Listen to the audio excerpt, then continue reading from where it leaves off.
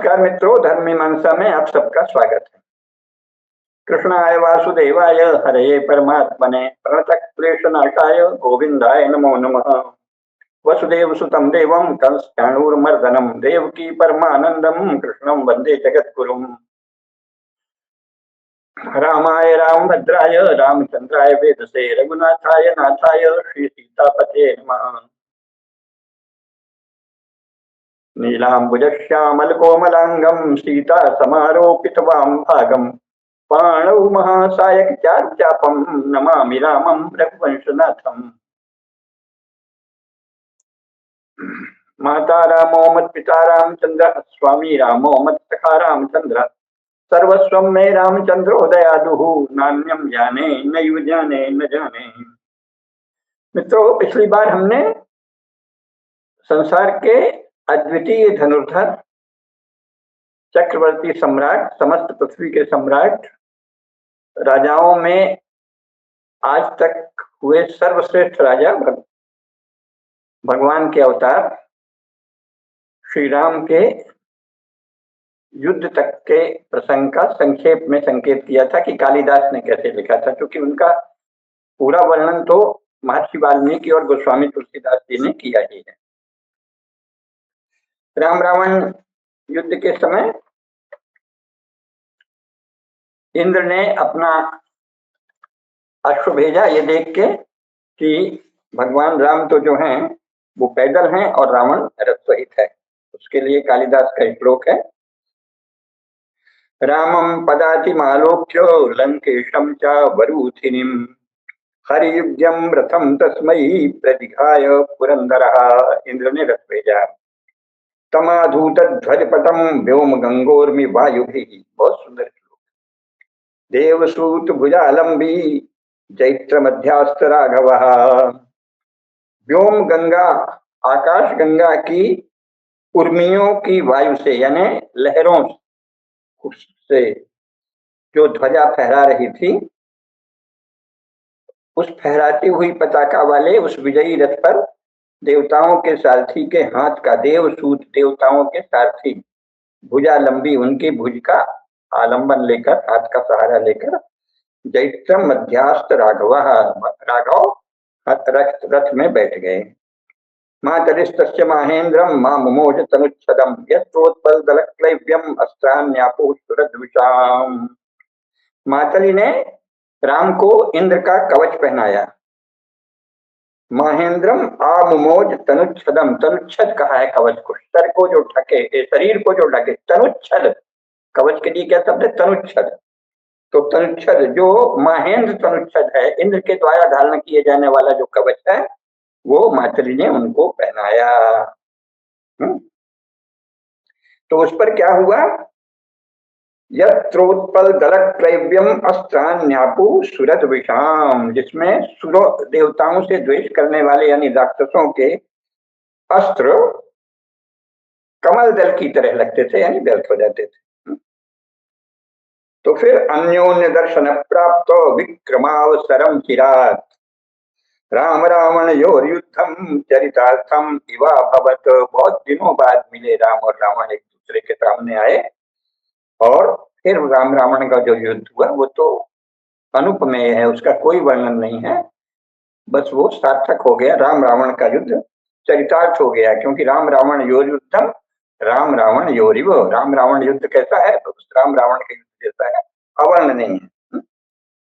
तो फिर अंतिम जो अंश है वो है, अद्वितीय धनुषधारी राम ने अपनी प्रिया सीता के शोक रूपी कांटे को निकालने के लिए औषध तुल्य अमोघ ब्रह्मास्त्र को धनुष पर चढ़ाया। बहुत सुंदर श्लोक है। अमोघम संददे चास्मयी धनुष्येक धनुर्धरः ब्राह्मम अस्त्रम प्रिया शोको शल्य निष्कर्षण औषधम। प्रिया के शोक रूपी जो शल्य हृदय में चुभ रहा था, उसको निकालने की औषधि क्या है? वो बाण। भगवान राम ने जो बाण छोड़ा, वो जो हृदय में प्रिया के शोक रूपी कांटा, इस दुष्ट ने जो अपहरण किया था सीता माता का, उससे जो छाती में शूल चुभ रहा था, वो कैसे समाप्त होगा? वो उसके वध से समाप्त होगा। तो उन्होंने वो धनुष पर ब्रह्मास्त्र को चढ़ाया। यहाँ क्या कहा है? अद्वितीय धनुषधारी भगवान राम का स्मरण बिना उनके धनुर्धर रूप के सार्थक नहीं होता। गीता में भी क्या कहा है? रामः शस्त्रभृतामहम्, सब सारा वर्णन है ना। अश्वत्था सर्ववृक्षाणाम देवर्षीणाम च नारद, है ना, सिद्धानाम कपिलो मुनिः आदि पूरी विस्तृत सूची है। और भगवान राम अंत में क्या कहते हैं? रामः शस्त्रभृतामहम्, कवि नाम उष्णा कवि कवियों में शुक्र हूँ,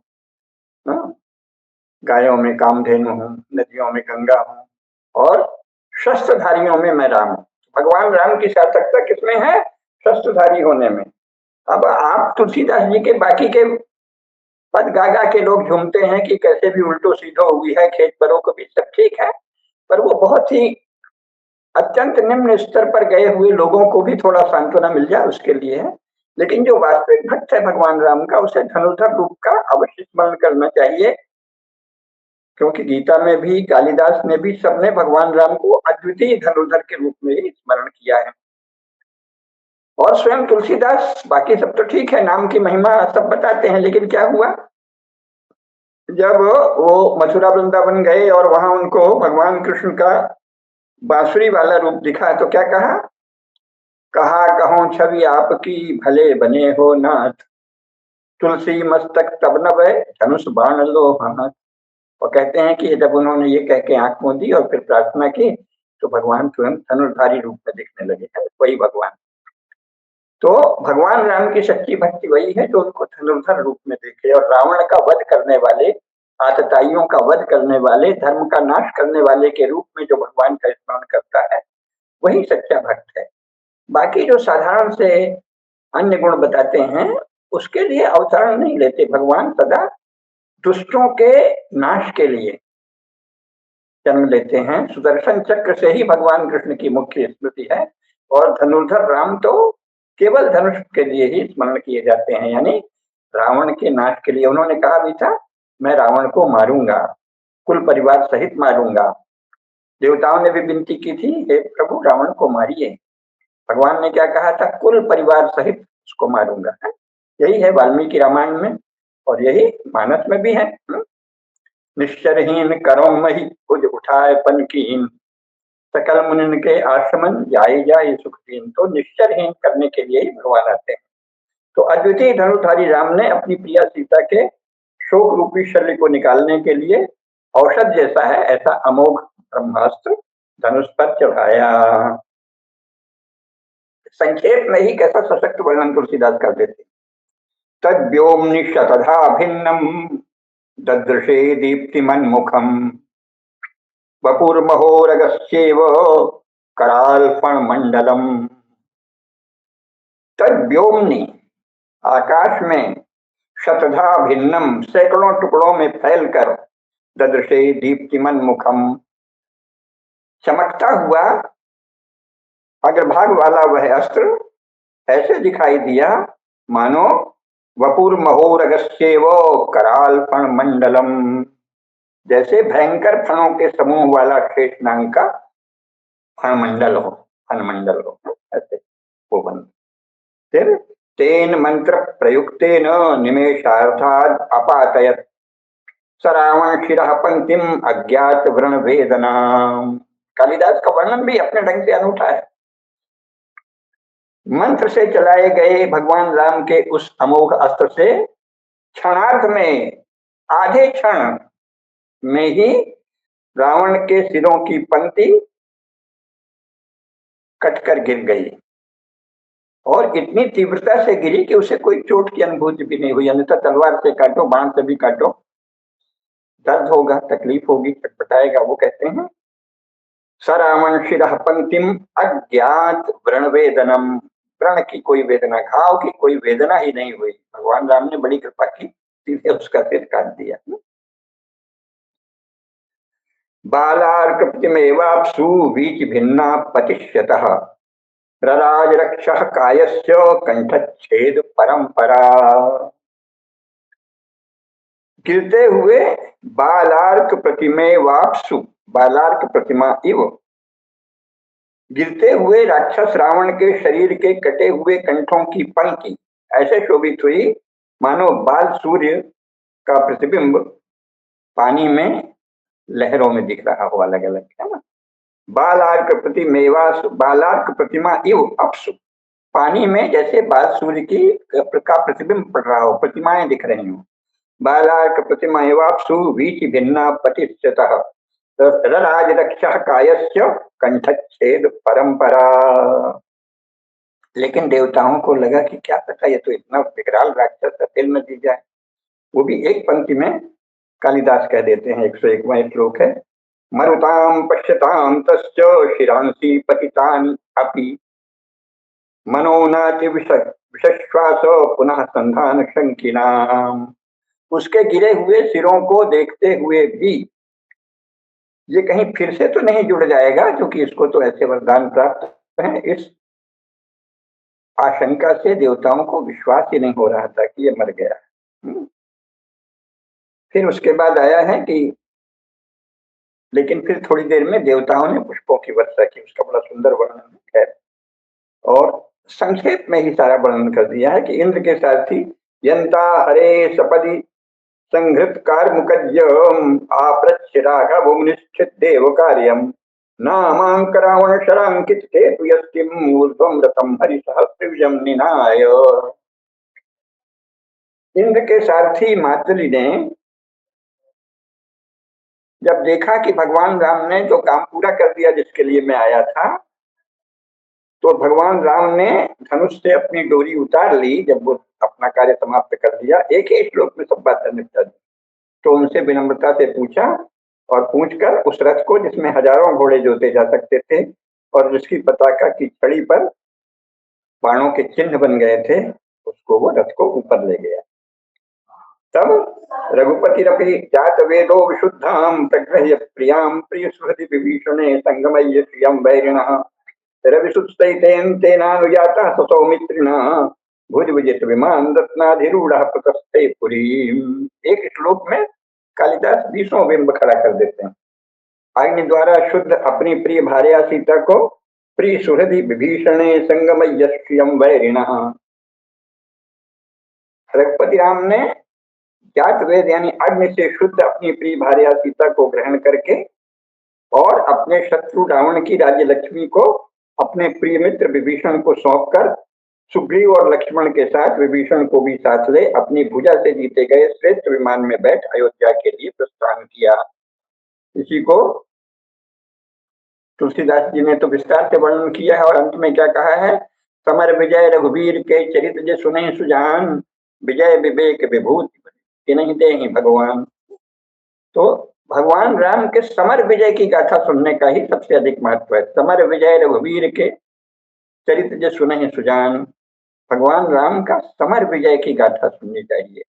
जो बाकी सब उनकी दीनानाथ आदि तक ही रह गए, तो वो अभी उनका स्तर जो भी है वो कर रहे हैं, लेकिन भगवान राम की वास्तव में वैसे तो किसी भी रूप में करो कुछ तो शुभ ही होगा, कल्याण ही होगा, लेकिन अगर भगवान राम के स्मरण का पूर्ण लाभ लेना है तो उनका समर विजय रघुवीर के चरित जे सुने सुजान। यहाँ भी क्या कहा, समर विजय, अपने पराक्रम से उन्होंने ये सब किया। और फिर वो सीता जी से रास्ते में वर्णन करते हैं, वो बहुत विस्तार से है, लेकिन संक्षेप में एक दो श्लोक बता देंगे कि कैसा सुंदर वर्णन। अथात्मनः शब्द गुणम गुणज्ञः पदम विमानेन विगाहमानः रत्नाकरं वीक्ष्य मिथा सजायाम रामाभिधानो हरिरित्युवाच।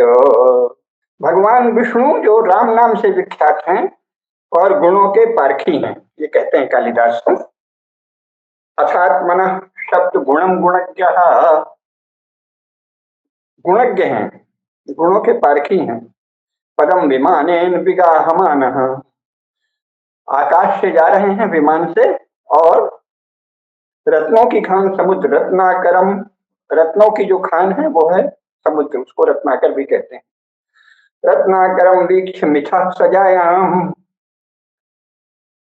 रत्नाकर को देखकर अपनी प्रिया भार्या से उन्होंने क्या कहा, हरि, हरि यानी भगवान विष्णु जो राम कहलाते हैं, धीरे से बोले, वैदेही पश्याम अक्र्याद् विभक्तं मत्सेतुना फेनिलम्बुराशिम् छायापथेनैव शरत्प्रसन्नम् आकाशमाविष्टुच्चारुतारम्। हे वैदेही, मलय पर्वत पर्यंत मेरे द्वारा बनाए गए पुल से विभक्त यह समुद्र तेल से युक्त है और ऐसे लग रहा है जैसे आकाश गंगा से विभक्त निर्मल सुंदर तारागणों से युक्त शरद ऋतु हो। शरद ऋतु में आकाश जैसा दिखता है वैसा ही ये दिख रहा है। गुरोरियक्षो कपिलेन मेध्ये रसातलम संक्रमिते तुरंगे तदर्थमुर्वीम अवधारयद्भिः पूर्वैः किलायम परिवर्धितो नः। यज्ञ करने की अभिलाषी हमारे पुरखे, हमारे पूर्वज राजा सगर के यज्ञ का घोड़ा जब पाताल में कपिल मुनि के पास पहुंचाया गया तो उसे प्राप्त करने के लिए पृथ्वी को खोदने वाले हमारे पूर्वजों ने इस समुद्र की सीमा को बढ़ाया था। गर्भम दधत्यर्क मरीचयोस्माद् विवृद्धिमत्राश्नुतम वसून अविंधनम वह्निमसौ बिभर्ति प्रहलादनम ज्योतिरजन्यनेन। सूर्य की किरणें इससे जल प्राप्त करती हैं, रत्नों की इसमें वृद्धि होती है और बलवाग्नि को यह धारण करता है। आनंददायक चंद्रमा भी इसी से उत्पन्न हुआ है। समुद्र की प्रशंसा कर रहे हैं। इस समुद्र का स्वरूप ऐसा है कि इसका सामान्यतः इसका वर्णन संभव नहीं है। ताम ताम अवस्थाम प्रतिपद्यमानम स्थितम दशव्याप दिशो महिम्ना विष्णोरिवास्य नवधारणीयम ईदृक्तया रूपमियत्तया वा। इसके रूप की यत्ता का वर्णन संभव नहीं है। ये सब करते हैं। इसी तरह वो पूरा मार्ग में बहुत सुंदर सा वर्णन है। फिर वो बताते हैं कि ये पहले बड़ी देर तक वो समुद्र का ही वर्णन अनेक श्लोकों में करते हैं। कालिदास जो एक श्लोक में बहुत सी चीजें कह देते हैं वो समुद्र का कई श्लोकों में वर्णन करते हैं। उसमें वो बताते हैं कि ये तिमि नामक मछलियां अपने मुंह को बंद कर लेती हैं पानी पीकर और फिर अपने छेदों वाले मस्तकों से जल की धाराओं को फव्वारे के समान फेंक रही हैं। सब पूरा वर्णन करते हैं। ससत्वमादाय नदी मुखाम सम्मीलयन्तो विवृताननत्वात् अमीशिरोभिस्तिमयः सरन्ध्रैः ऊर्ध्वं वितन्वन्ति जल प्रवाहान्। कालिदास ने जैसे सब देखा था ऐसे वर्णन कर रहे हैं। तिमि नामक जो मछलियां हैं वो पानी पीकर फिर मुंह को बंद करके उनके मस्तक में छेद हैं उनसे जल की धाराओं को फव्वारे के समान ऊपर फेंकती। और वेला निलाय पृष्ठा भुजंगा वहोर्मिव स्फूर्ज थुनिर्विशेषः सूर्यांशु संपर्क समृद्ध रागैः विज्जन्त एते मणिभिः फणस्थैः। समुद्र के किनारे की वायु का पान करने के लिए बाहर निकले हुए विशाल तरंगों के समान ये मणिधर सर्प अपनी मणियों पर पड़ी हुई सूर्य की चमक से ही पहचाने जाते हैं। नहीं तो लगता है कि जैसे ये भी कोई लहर की रेखा बन गई। तो सब वर्णन करते हैं। शंख का फिर पानी पीना आरंभ करते ही समुद्र के भंवर में फंसकर उसके वेग से घूमते हुए मेघ के द्वारा समुद्र फिर से मंदराचल से मथे जाने की शोभा धारण करता है। बहुत सुंदर अनेक श्लोकों में समुद्र के सौंदर्य का वर्णन करते हैं। इसके बाद वो जब वो विमान समुद्र के किनारे पहुंच जाते हैं तो उसका भी कहते हैं। कुरुष्वतावत् करभोरुपश्चान् मार्गे मृगप्रेक्षिण दृष्टिपातम ऐसा विदूरी भवता समुद्रा सकानना निष्पतति वो भूमि। जो स्वयं देखे नहीं और वायु से विमान से देखने पर समुद्र कैसे लगेगा वैसा वर्णन है। हे मृगनयनी सीता, जरा पीछे हटे हुए मार्ग, पीछे छूटे हुए मार्ग पर दृष्टि डालो। ऐसा लगता है मानो दूर हटता हुआ समुद्र जो है उससे पृथ्वी निकल कर आ रही है चल के, है ना। मानो दूर हटते हुए समुद्र से वनों के सहित यह पृथ्वी निकलती सी दिख रही है। ये तो विमान से जो दिखता है उसी का वर्णन है। क्वचित पथा सचरते सुराणाम क्वचित वनानाम पत्ताम क्वचित यथा विधो में मनसोभिलाषः प्रवर्तते तथा विमानम। यह विमान मेरे मन की इच्छा के अनुसार कभी देवताओं के मार्ग से, कभी बादलों के मार्ग से और कभी पक्षियों के मार्ग से चलने लगता है। ऐसा था वो। कभी बहुत ऊपर, कभी बीच में, कभी थोड़ा और नीचे। ऐरावत के मध के गंध से भरी और गंगा के लहरों के संपर्क से शीतल आकाश की वायु दोपहर के कारण तुम्हारे मुख पर झलकते हुए पसीने की बूंदों को पी रही है। अपनी प्रिया को भी बहुत सुंदर अलंकार के साथ कहते हैं। हे कुपित होने वाली सीते, कुतूहलवश तुम्हारे द्वारा खिड़की से बाहर निकाले गए हाथ से छुआ हुआ मेघ जिसे तुमने अभी छुआ है, उसमें बिजली के चक्र उभर रहे हैं, मानो वो तुम्हें दूसरा आभूषण प्रदान कर रहे हैं। यानी सीता जी हाथ को जरा सा निकालती हैं तो उसमें बादल छू जाता है। करेण वातायमलंबितेन स्पष्टत्वया चंडी कुतूहलिन्या आमुंचिताभरणम द्वितीयम उद्भिन्न विद्युत वलयो घनस्ते। बहुत अद्भुत उपमा है कालिदास की। इसके बाद वो तपस्वी दिखते हैं वन में, तो अमी जनस्थान अपोढ़ विघ्नम मत्वा समारब्धनवोट जानी अध्यासते चीरभृतो यथा स्वम चिरोधान्याश्रम मंडलानी। ये तपस्वी इस प्रदेश को विघ्न से मुक्त समझकर अब आश्रय समूहों में रह रहे हैं, क्योंकि मैंने निर्विघ्न कर दिया है इस वन को और नई नई कुटियों का निर्माण आरंभ कर दिया है ऋषियों ने, मुनियों ने। सैषा स्थली यत्र विचिन्वता त्वां भ्रष्टं मया नूपुरमेकमुर्व्याम् अदृश्यच्चरणारविन्द विश्लेष दुःखादिव बद्धमौनम्।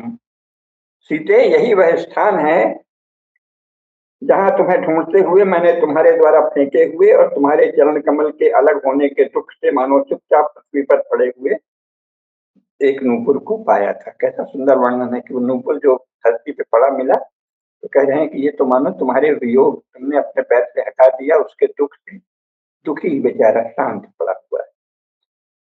उपमा कालिदास इस तरह से पूरा वर्णन करते हैं और मार्ग का सब दिखाते हुए, ताकि सीता जी का भी मन बहले और साथ में सब स्मरण भी हो जाए मधुर। ये सब करने के बाद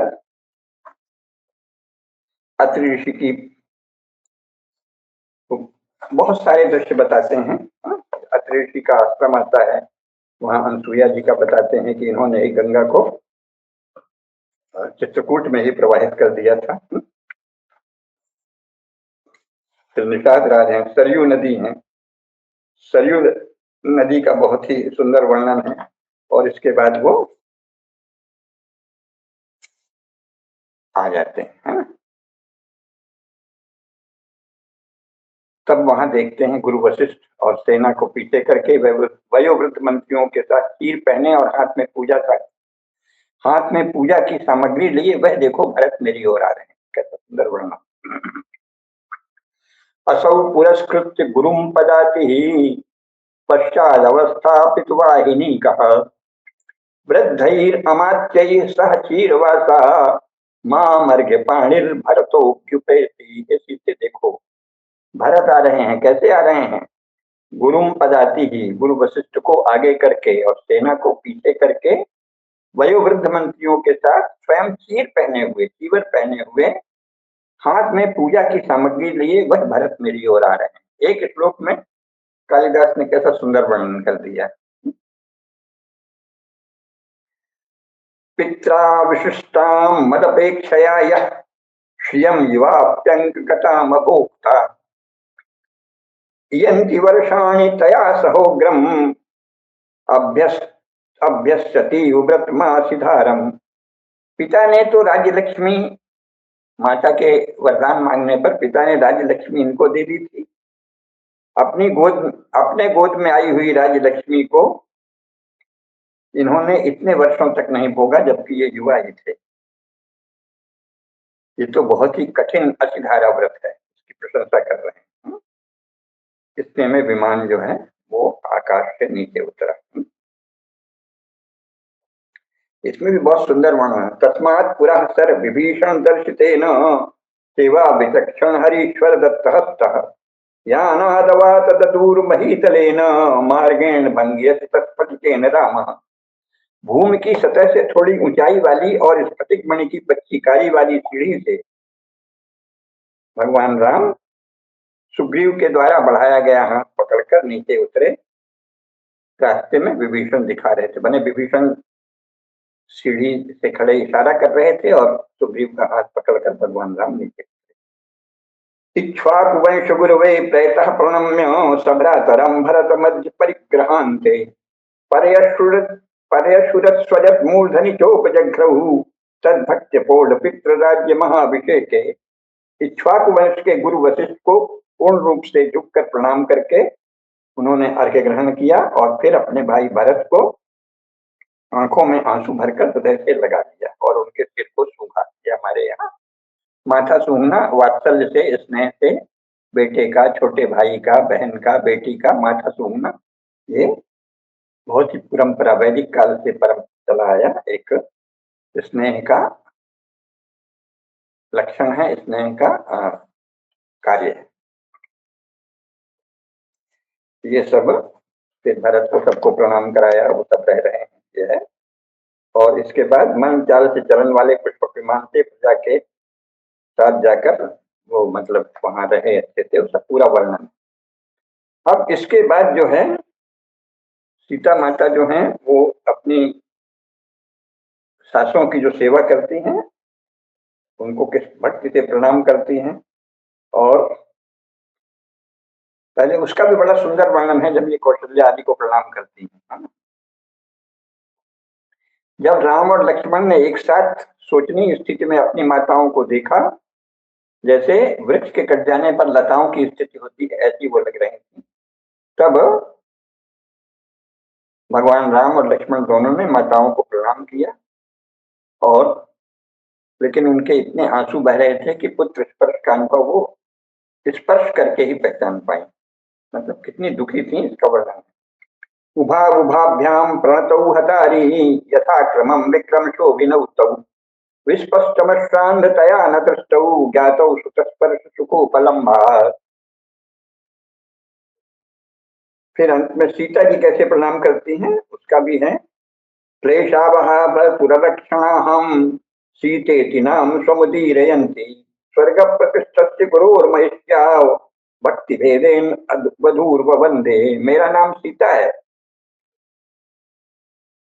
मुझ अशुभ लक्षण हूं मैं, तभी तो हमारे स्वामी को कष्ट हुआ, ऐसा अपनी विनम्रता दिखा के मैं अशुभ लक्षणों वाली हूँ, स्वामी के लिए कष्ट का सृजन करने वाली हूँ, ऐसा कहते हुए बहू सीता ने रानियों को प्रणाम किया, पूर्ण भक्ति के साथ प्रणाम किया। तब उन्होंने उनको गले से लगा लिया। उत्तिष्ठ वत्से ननु सातु जो सहु वृत्तेन भर्ता शचिना तवैव शुचिना तवैव पृच्छं महत्तीर्णमिति प्याराम तामु चतुस्ते प्रेमप्यमिच्छा।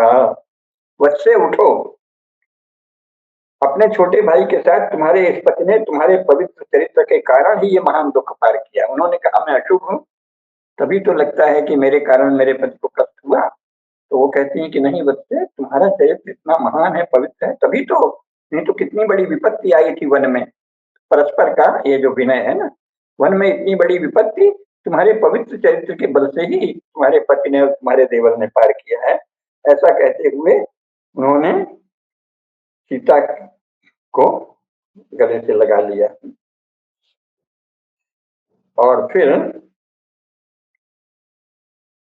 उनका अभिषेक हुआ। उसका बहुत सुंदर वर्णन है। यहाँ जो मुख्य बात है कि इसके बाद सीता माता जो हैं उनका भी बहुत सुंदर वर्णन है कि जो वानर आए थे, राक्षस आए थे, उन सबका कैसा सुंदर उन्होंने स्वागत किया, प्रेम से बिठाया, भेजा, सब हो गया, सब चले गए। और इसके बाद सीता संकेत करती हैं कुछ समय बीतने के बाद कि गर्भ रह गया है ना। अताधिक स्निग्ध विलोचनेन मुखेन सीताक्षर पांडुरेण आनंदैत्री परिणय तुरासी अनक्षर व्यंजित दोहदेन। बिना बोले ही मानो वो संकेत करती हैं, उनका पीला सर है, एक तो चेहरा पीला पड़ रहा है और आंखों में थोड़ा स्नेह भाव कुछ अधिक द्रवीभूत सा दिखता है, द्रवित सा दिखता है। पति देख के बहुत ही प्रसन्न हुए। उनके स्तनों के अगले भाग का रंग बदल गया था, आदि आदि थोड़ा सांवला पड़ जाता है स्तन, ये पहचान है। तो ये सब जो है भगवान राम ने एकांत में उन्हें गोद में बिठाकर उनकी इच्छा पूछी। इसमें वर्णन ये है कि जब दोहत कहते हैं कि जब गर्भिणी से पूछा जाता है कि तुम्हारा क्या मन है, वैसा ही उसके प्रबंध करो रहने का और भोजन आदि का। कोई विशेष चीज प्रिय हो, मिठाई हो, नमकीन हो, जो भी प्रिय हो वो मीठा हो या लवण वाला हो या कैसे तो खिलाना, ये सब बहुत ही परिचित है, सभी लोग जानते हैं। तो उन्होंने गोद में बैठाकर पूछा कि तुम्हारी क्या इच्छा है। तब सादष्टनिवार बलीन हिंसई संबद्ध वैखानस कन्यकानी येषु भूयः कुशवंति गंतुम भागीरथी तीर तपोवनानी। उन्होंने कहा कि मैं तो गंगा के तीर में तपोवन में जाना चाहती हूँ, क्योंकि मुझे फिर उन्हीं तपोवनों में जाने की इच्छा है जहाँ तपस्वियों की कन्याओं से मेरा सखी का संबंध जुड़ गया है। तो भगवान ने कहा ठीक है, और वो चले गए, राजकाज कर रहे हैं। फिर एक दिन बताते हैं, वक्ताओं में श्रेष्ठ विशुद्ध यश वाले शेषनाग के समान विशाल भुजाओं वाले शत्रुओं पर विजय प्राप्त करने वाले राम ने भद्र नामक गुप्तचर से पूछा, सखिम वदंतीम वदताम पुरोगः सवृत्त स्ववृत्तमुद्दिश्य विशुद्ध वृत्तः सर्पाधिराजोर्भुजो सर्प पपृच्छ भद्रम विजितारि भद्रः। भगवान ने भद्र नामक गुप्तचर से पूछा कि जनता में क्या हमारे व्रत को लेकर चल रहा है। पहले तो उसने कहा सब अच्छा है, फिर जब आग्रह पूर्वक पूछा, निर्बंध पृष्ठ सजगाद सर्वं स्तुवन्ति पौराश्चरितं त्वदीयम् अन्यत्र रक्षो भवनोषिताया परिग्रहान मानव देव देव्या।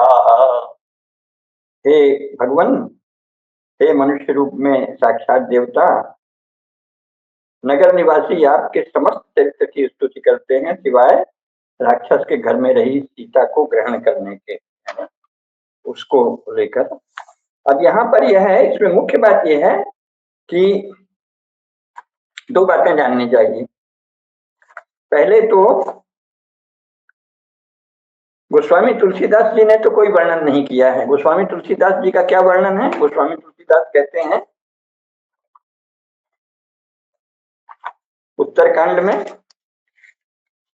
बहुत ही सरल ढंग से कहते हैं कि पति अनुकूल सदा रह सीता, शोभा खानी सुशील विनीता, जानति कृपा सिंधु प्रभुताई, सेवक चरण कमल मन लाई, यद्यपि ग्रह सेवक सेवकिनी, विपुल सदा सेवा विधि गुनी, निज कर ग्रह परिचर जा करई, रामचंद्र आयस वंसरई, यही विधि कृपा सिंधु सुखमा नहीं, सोई कर श्री सेवा विधि जा नहीं। मैंने सब प्रकार से वो अपना घर का काम भी करती हैं, भले इतने सेवक हैं और भगवान राम कैसे प्रसन्न हैं। तो तुलसीदास कहते हैं, जासु कृपा कटाक्ष सुर चाहत चितौ न सोई, राम पदार बिंद रति करत सुभा वहीं खोई। वे जगत जननी जिनके कृपा कटाक्ष की अपेक्षा देवता करते हैं और फिर भी उनकी ओर देखते भी नहीं, क्योंकि देखने से जगत जननी को कैसे देखें, उनके तेज उनके प्रकाश से नीचे आंख करके उनकी स्तुति करते हैं। ऐसी जगत जननी अपने स्वभाव तो उनका महामहिम है, अत्यंत महिमामय है, उस अपने महामहिम स्वभाव को छोड़कर श्री रामचंद्र जी के चरणों में प्रीति करती हैं, ये उनकी महत्ता है। और अंत में क्या कहा है, अहनिशि विधि मनावत रही, श्री रघुवीर चरण रत चाही। उनके सब लोग जो हैं वो भगवान के चरणों में प्रीति करते हैं और मनाते हैं कि सब सुख हो। इसके बाद वर्णन है, दुई सुत सुंदर सीता जाए, लव कुश वेद पुराणन गाए, दो विजयी विनयी गुण मंदिर, हरि प्रतिबिंब मनहु अति सुंदर, दुई दुई सुत सब भ्रातन के रे, हये रूप गुणशील घनेरे। तुलसीदास जी ने ये वर्णन किया है कि सीता ने लव और कुश नाम के दो पुत्र उत्पन्न किए, जिनका वेद पुराणों में यश है, वर्णन है। और बाकी सब भाइयों के भी, सबके तीनों अन्य के भी दो दो बेटे हुए, और वो सब जो हैं विनम्र हैं, गुणों के धाम हैं, अत्यंत सुंदर हैं, मानो भगवान के ही प्रतिबिंब हैं। ऐसे लव और कुश हैं, और इसी प्रकार अन्य भाइयों के भी वे सुंदर, गुणवान और सुशील। ज्ञान गिरा गोतीत अज माया मन गुण पार, सोई सच्चिदानंद घन कर नर चरित उदार। भगवान मानव चरित्र करते हैं और फिर पूरा विस्तार है। तो इसमें तो ऐसा कहीं नहीं है, लेकिन वाल्मीकि रामायण में भी लोग कहते हैं प्रक्षेप है या सब जो भी है वर्णन है। और कालिदास ने सीता के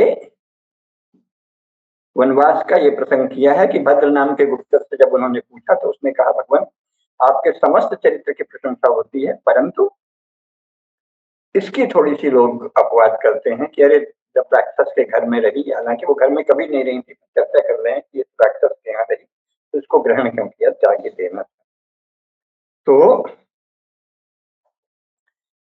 लेकिन इसमें जो मुख्य बात है, आगे चल के जो प्रसंग आएगा हम उसमें कालिदास कहते हैं कि ये रावण का गुप्तचर था या रावण के भेजे हुए लोग थे जो अयोध्या में इस तरह की बात फैलाने की कोशिश कर रहे थे। ये कालिदास ने लिखा है और किसी ने नहीं। रावण के समर्थक या रावण के गुप्तचर कुछ अयोध्या में फैल गए थे जो सीता माता के विरुद्ध लोकापवाद फैला रहे थे कि अरे ये तो वहां रही है, अरे दुष्टता तो पराजित होकर भी अपना दुष्टता का स्वभाव नहीं छोड़ती, तो राक्षसों के ही कुछ समर्थक या उनके गुप्तचर या कोई दुष्ट जो भी, तो वो यहाँ फैला रहे थे कि अरे देखो देखो सीता जी को रख लिया, सीता जी तो रावण के यहाँ रही। तो कालिदास ने ये लिखा है कि रावण के भेजे हुए, पहले से रावण के भेजे हुए थे अथवा रावण के वो अनुचर थे, सेवक थे, तो वो यहाँ अयोध्या में फैलकर नागरिकों के बीच सीता माता के विरुद्ध लोकापवाद फैलाने का प्रयास कर रहे थे। और उसी प्रयास के कारण किसी नागरिक की किसी बात, जैसे बाद में कहते हैं एक धोबी की बात चली है, कालिदास ने धोबी नहीं लिखा है, ये बताया है कि भट्ट नामक गुप्तचर ने ये बताया कि कुछ लोग उसकी बात करते हैं। तो उससे क्या हुआ, स्त्री की इतनी बड़ी निंदा रूपी अपयश से चोट खाकर वैदेही के प्रिय राम का हृदय घन से पीटे गए गर्म लोहे के समान विदीर्ण हो गया। कलत्र निंदा गुरुणा किलैवम अभ्याहतम कीर्ति विपर्ययेण, कीर्ति का विपर्यय, अयोगनेनाय इवाभितप्तम वैदेही बंधो हृदयम विदद्रे। वैदेही के प्रिय का हृदय ऐसे विदीर्ण हो गया जैसे लोहे को गर्म करके घन से पीटा जाए तो वो विदीर्ण हो जाता है, फैल जाता है। फिर वो एक दुविधा में पड़ गए। उसका कालिदास ने बहुत सुंदर वर्णन किया।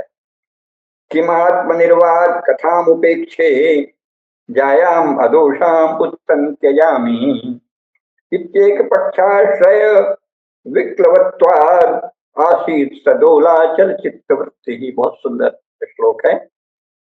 मैं अपनी निंदा की बात उपेक्षा करूं, ये है, निर्दोष पत्नी को सदा के लिए छोड़ दूं, क्या करूं, अपनी निंदा की बात की उपेक्षा करूं, तो यह है फालतू है, कुछ लोग कर रहे हैं तो छोड़ दें, और अगर नहीं छोड़ते तो ये निर्दोष जो मेरी पत्नी है, मैं अच्छे से जानता हूं कि निर्दोष निष्कलुष और परम पवित्र है, उसको सदा के लिए छोड़ दूं।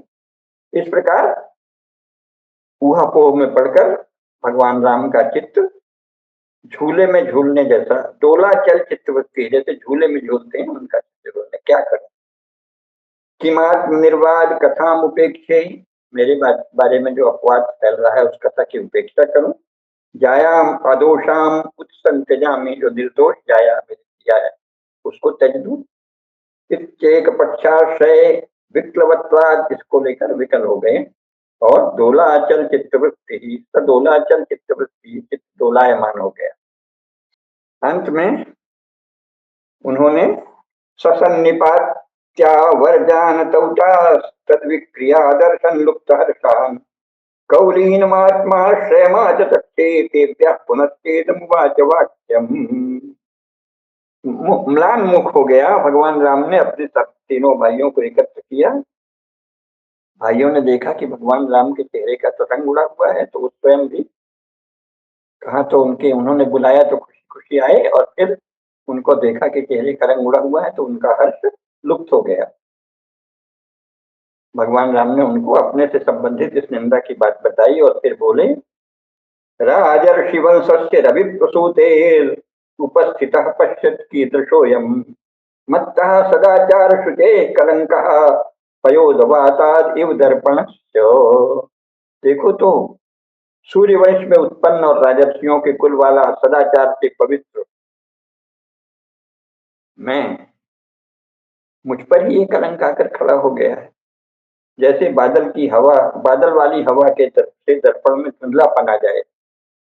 बादल वाली हवा अगर आए या पानी, मतलब हवा से ओस आकर दर्पण को धुंधलापन कर दे, उसी तरह मैं जो सूर्यवंश में उत्पन्न हुआ हूँ, राजर्षियों के कुल वाला हूँ और सदाचार से पवित्र हूँ, ऐसे मुझ पर ये कैसा कलंक आ गया है।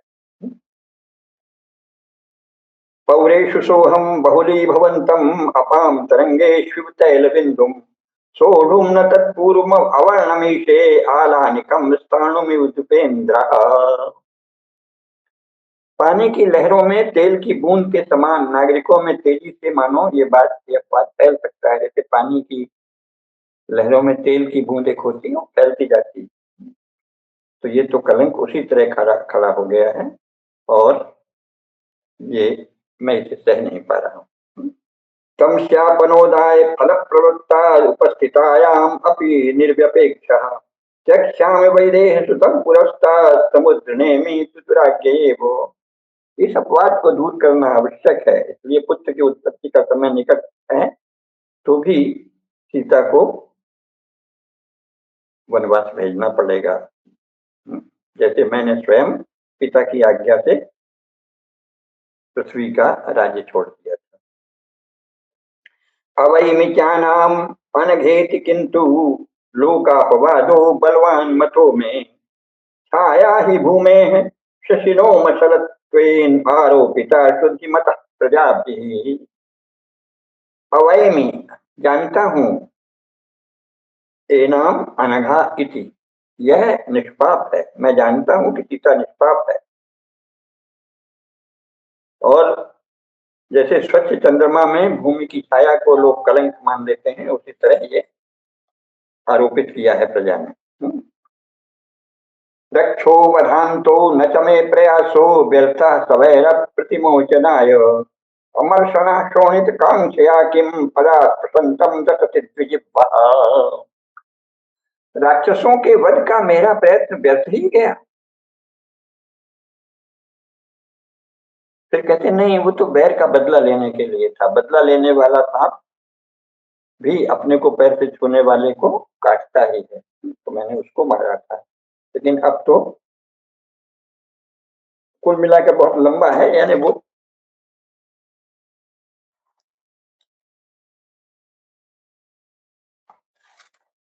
आदेश दिया तो फिर वो चल दिए। अपने बड़े भाई की आज्ञा से पतिव्रता स्त्री को वन की सीमा पर छोड़ते हुए सुमित्रा के पुत्र लक्ष्मण को मानो गंगा ने उठती लहरों के रूप में अपने हाथों से रोका। मतलब बहुत कष्ट हुआ। पूरा वर्णन है। लक्ष्मण का गला आंसुओं से भर आया। उन्होंने जैसे तैसे अपनी वाणी को साध कर पत्थर बरसाने वाले उत्पादकारी बेग के समान राजा राम की आज्ञा कह सुनाई। तो उससे क्या हुआ? ततो विसंगा नील विप्रविद्धा प्रभृष्यमाना भरण प्रसून समूतिलाभ प्रकृतिम धरित्रीम लतेव सीता सहसा जगाम। अपने सभी आभूषणों आभूषण रूपी फूलों सहित सीता अपनी जन्मदात्री पृथ्वी पर ऐसे गिर गई जैसे लता पेड़ से कटकर गिर जाए, लता के समान सहसा गिर पड़े। इक्ष्वाकुवंश प्रभुवः कथं त्वां त्यजेदकस्मात् पतिरार्यवृत्तः इति क्षितिः संशयितेव तस्यै ददौ प्रवेशं जन्नेन तावत्। अरे, इक्ष्वाकु वंश में उत्पन्न होकर आर्यवृत्त होने वाले हमारे आर्यवृत्त हैं, जो सदा सदाचार करते हैं, ऐसे हमारे पति ने छोड़ कैसे दिया। ये उनको बहुत गहरा आघात पहुंचा और वो मूर्छित हो गई। तो मूर्छित हो जाने के कारण सीता ने दुख का अनुभव नहीं किया। सा लुप्त संज्ञा न विवेद दुखम, मूर्छित हो गई, लुप्त संज्ञा, संज्ञा लुप्त हो गई, इसलिए दुख को उतना नहीं जान पाई, है ना। और जब प्रत्यागतासु संतप्यतान्तः तस्यासुमित्रात्मजय तस्यासुमित्रात्मजयत्न लब्धो मोहादभूत कत्तर प्रबोधा। बेहोश हो गई। कुछ देर बाद जब उन्हें होश आया तो उन्होंने लक्ष्मण को देखा। तब होश आना अधिक कष्टकर हो गया। आर्या सीता ने निष्पाप होने पर भी अपने को निकालने वाले पति की निंदा में कुछ नहीं कहा, अपितु स्थायी दुख का भाजन होने के कारण अपने को ही कोसा। न चावद्धर्तुर अवर्णमार्या निराकरिष्णोर्विनाद्यतेऽपि आत्मानमेव स्थिर दुःख भाजम पुनः पुनर्दुष्कृतिर्निनिन्द। आश्वास्य रामा वर्जः सतीं ताम। यहाँ बार बार कालिदास स्मरण कर रहे हैं, वो सती हैं, वो आर्या हैं, वो सदाचार हैं। आश्वास्य रामा वर्जः सतीं ताम आख्यात वाल्मीकि निकेत मार्गः निघ्नस्य मे भरत निर्देशरोक्षम देवी समस्वेति बभूव नम्रः। राम के अनुज लक्ष्मण ने सती सीता को बहुत ही विनम्रता से बताया कि ये मार्ग थोड़ा आगे आप जाएंगे तो वाल्मीकि के आश्रम वही है। हे माँ, हे देवी, मैं अपने भाई की आज्ञा से पराधीन हूँ, मुझे क्षमा कर देना। ऐसा ऐसा कहकर वो झुक गए। निघ्नस्य मे भरत निर्देशरोक्ष्यम देवी समस्व इति बभूव नम्रः। हे देवी, मुझे क्षमा करो, मैं अपने भाई की आज्ञा से विवश होकर आपको यहाँ लाया, प्रणाम करता। सीता तमुत्थाप्य जगाद वाक्यम प्रीता स्मृते सौम्य चिराय जीव विडौजसां विष्णुरिवाग्रजेन भ्रात्रा यदिष्टं परवानतित्वम्। सीता जी लक्ष्मण को उठाकर बोली, हे सौम्य, मैं तुमसे प्रसन्न हूँ, तुम दुखी मत हो, तुम चिरायु बनो। तुम तो अपने भाई के अधीन हो, जैसे इंद्र के अधीन विष्णु रहते। मेरी सासों से यथाक्रम मेरा प्रणाम निवेदन करना और कहना कि अपने मन में मुझे वर्तमान अपने पुत्र के गर्भ के कल्याण की कामना करें, मेरे भीतर जो गर्भ पड़ रहा है उसके कल्याण की कामना करें। और उस राजा से जाकर, यानी अब वो वहां राम नहीं कह रही हैं, अब भाई भी नहीं कह रही, राजा। वाच्यस्त्वया मद्वचनात् स राजा वह्नौ विशुद्धां यत् समक्षम माम लोकवाद श्रवणादहासी किम तत् सदृशम कुलस्य। उस राजा से जाकर लक्ष्मण, मेरा ये वचन कहना कि मैं तो तुम्हारे सामने अग्नि में शुद्ध हुई थी, फिर भी लोक निंदा सुनकर तुमने मुझे त्याग दिया। क्या तुम्हारे प्रसिद्ध कुल के लिए ये उचित है? सीता कहती है, ये क्या है? लोकवाद से तुमने छोड़ दिया, जब अपनी आंखों से देखा कि मैं अग्नि से शुद्ध हूं फिर भी छोड़ दिया। तो राजा को कहते हैं, कल्याण बुद्धेर अथवा तवायम न कामचारो मयि शंकनीय ममैव जन्मांतर पातकानाम विपाक विस्फूर्य सुरप्रसह्य। फिर कहती हैं कि नहीं, आपकी बुद्धि तो कल्याण करने वाली है, तो हो सकता है ये मेरा ही कोई पिछले जन्म का दोष हो। तो पहले तुमने राजलक्ष्मी को त्याग कर मेरे साथ वनगमन किया, अब तुम राजलक्ष्मी के साथ रहो।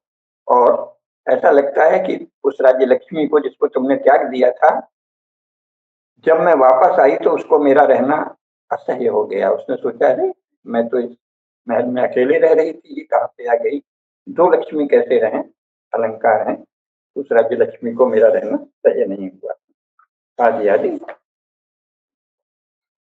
वो कहते हैं, यदि मेरे गर्भ में विद्यमान तुम्हारा तेज विष्णु न बनता तो मैं तो अपने जीवन की उपेक्षा ही कर देती, है ना, प्राण त्याग देती।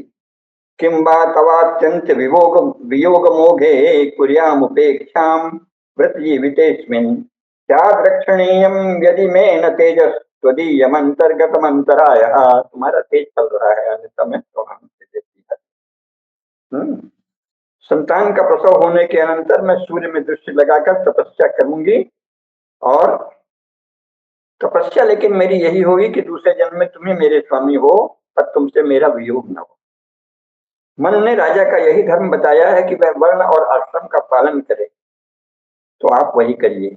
आपने मुझे निर्वासित कर दिया है, फिर भी भूलिए मत कि मैं आपकी प्रजा हूं। तो साधारण तपस्वी के रूप में आपको मेरी देखभाल करनी ही चाहिए। ये तो सीता जी का वचन है, कितना सुंदर तुलसीदास कहते हैं, नृपस्य वर्णाश्रम पालनम यत् स एव धर्मो मनुना प्रणीता। मन का उल्लेख कालिदास भी करते हैं। मनुस्मृति ही हम सबके सद्वृत्त का, सदाचरण का, धर्म पालन का आधार है। नृपस्य वर्णाश्रम पालनम यत् स एव धर्मो मनुना प्रणीतः निर्वासिताप्येव मतः त्वयाहं तपस्वी सामान्यम अवेक्षणीय। भाई मुझे एक सामान्य तपस्वी ही मानो, ऐसे कहते हैं। ठीक है, तुम मुझे एक सामान्य तपस्वी ही मानो, पर मेरी रक्षा करना तुम्हारा धर्म है। इस तरह से इस वन में भी मेरी रक्षा तो तुम्ही को करनी चाहिए ना, मुझे ऐसे कैसे छोड़ दिया। ऐसा कहकर वे रोने लगे। लक्ष्मण जब चले गए तब वो रोने लगे। मयूरों ने नृत्य छोड़ दिया, वृक्षों ने फूल और हरिणियों ने सामने पड़े हुए कुश को छोड़ दिया सीता जी का विलाप देखकर। और प्रकृति जो है चारों तरफ जैसे उदासी छा गई।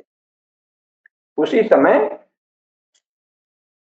महर्षि वाल्मीकि ने देखा कि कोई स्त्री का विलाप का स्वर सुनाई पड़ा, तो वो सीता के पास पहुंचे।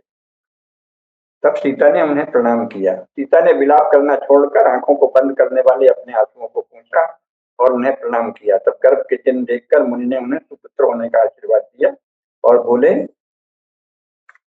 जाने विशिष्टाम प्रणिधान तत्वाम मिथ्यापवादक्षुभितेन भर्त्रा तन्मा व्यतिष्ठा विषयांतरस्थम प्राप्तासि वैदेही पितुर्निकेताम। वैदेही, तुम्हारे पिता मेरे मित्र हैं, इसलिए तुम समझो अपने पिता के घर में ही आई। राजा ने झूठी निंदा से क्षुब्ध होकर तुम्हें त्याग दिया है, यह मैंने समाधि की दृष्टि से जान लिया है, अपने योग से जान लिया है। इसलिए तुम मान लो कि अपने पिता के घर में ही आई हो, चलो मेरे आश्रम में रहो। यद्यपि तुम्हारे पति राम जो हैं वो तीनों लोगों का जो कांटा था रावण उसको निकाल दिया और अपनी प्रतिज्ञा के पक्के हैं और आत्म प्रशंसा से दूर रहते हैं, फिर भी बिना किसी कारण के तुमसे जो अनुचित व्यवहार किया है उनके कारण मुझे रोष ही है। उत्खात लोकत्रय कंटके भी, तीनों लोगों का जो कंटक था उसका उत्खात कर दिया, खोद कर फेंक दिया रावण को। तस्मात् प्रतिज्ञे विकथने भी, प्रतिज्ञा के पक्के हैं। तदापि त्वां प्रत्यकस्मात् कलुष अकलुष प्रवृत्तावत्येव मन्युर्भरता गृहे में। अकलुष तुमको जो उन्होंने छोड़ दिया है, तुम्हारा तो कोई कलुष है नहीं, इसलिए मुझे मन्यु है। मन्यु मतलब अनुचित, अनौचित्य को देखकर जब क्रोध होता है तो उसे मन्यु कहते हैं, कहते हैं मन्यु का कहते हैं। मन्यु रति मन्यम वैदेही, वैदिक वाक्य है कि हे भगवान आप मन्यु हैं, मुझे मन्यु दीजिए। ये प्रत्येक आर्य नित्य प्रार्थना करता है। मन्यु क्या है? अनौचित्य को देखकर उपजने वाला क्रोध। तो भगवान का ये गुण है मन्यु, और इसलिए प्रत्येक सच्चे सात्विक सनातनी हिंदू में मन्यु भाव अवश्य होना चाहिए। अनौचित्य को देखकर क्रोध का भाव अवश्य होना चाहिए। तो महर्षि वाल्मीकि में मन्यु भाव जगह कि अनुचित है।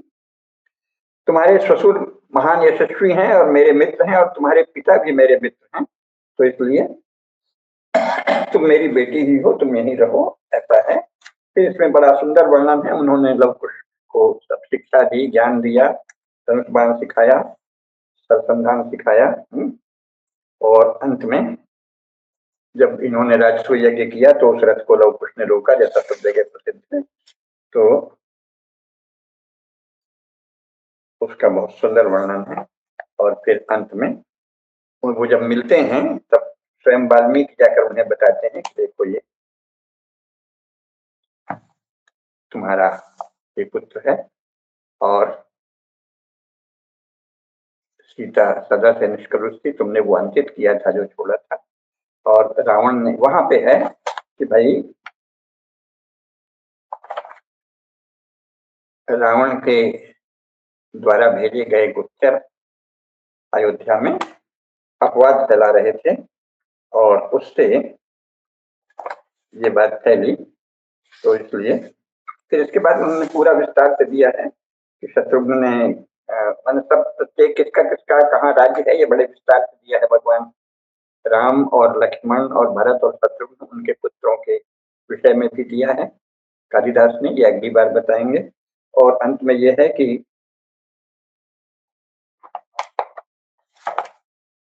जब सीता और दोनों पुत्रों के साथ ऋषि वाल्मीकि राम के सामने आए, और फिर उन्होंने बताया, तो सीता ने क्या कहा, सीता माता का अंतिम वो अंश बता के हम इसका तक समाप्त करते हैं। वांग मनः कर्म भी पत्यौ व्यभिचारो यथा न में तथा विश्वम्भरे देवी मां मंत्र धातुमर्हसि। हे मां, यदि मैं अपने पति के विषय में वाणी, मन और कर्म से कभी भी कोई चूक न की हूं, तो ये सबका पालन करने वाली मां पृथ्वी, तुम मुझे अपने गर्भ में स्थान। जैसे ही उन्होंने ये कहा, तत्काल पृथ्वी में दरार हुई और बिजली के प्रकाश के समान प्रकाश का मंडल ऊपर निकल आया। एव मुक्ते तया साध्या रंध्रा सद्यो अभवाद भुवः शात हृदमेव ज्योति प्रभा मंडलमुद्ययो। उस पतिव्रता साध्वी के यह कहते ही तत्काल पृथ्वी में एक दरार हुई और उससे बिजली के प्रकाश के समान प्रकाश का मंडल ऊपर निकल आया। तत्र नाग फणोक्षिप्त सिंहासन निषेधुषी समुद्र साक्षात साधुरातेश वसुंधरा। नाग के फन पर रखे हुए सिंहासन पर बैठी समुद्र की करधनी पहने साक्षात पृथ्वी प्रकट हुई। सा सीतामंकम आरोप्य भरत प्राणिहिते क्षणाम मामेति व्याहरत्येव तस्मिन् पातालम अभ्यगात्। उन्होंने सीता को गोद में बिठाकर वे पाताल में चली गईं। सीता माता तो अपने स्वामी को देखती रही थी, और भगवान राम ने भी देखा कि वो जा रहे हैं, तो भगवान राम, लेकिन तब तक वो माता पृथ्वी उनको ले गई। धरायां तस्य संरभ्यं सीता प्रत्यर्पणैषिणः कुरुर्विद बलापेक्षी शमयामास तन्विनः। तब महान धनुर्धर भगवान राम ने धनुष ताना कि मैं इस पृथ्वी को अभी अपने बाण से भेजता हूं कि सीता को वो वापस लाए। सीता को वापस लौटा लाने की इच्छा वाले धनुषधारी राम ने पृथ्वी पर जब रोध किया, तो गुरु वशिष्ठ ने कहा कि विधि का विधान बलवान है और ऐसा ही होना था। ये इस अवतार में तुम्हें यही करना था, शांत हो जाओ। खैर, सीता के प्रति अपने स्नेह को भगवान राम ने पुत्रों पर केंद्रित कर दिया। रामः सीतागतम स्नेहम निदधे तदपत्ययोः। सीता के प्रति जो प्रेम था उसे भगवान राम ने सीता के पुत्रों में नियोजित किया। तो ये यहाँ समाप्त होता है।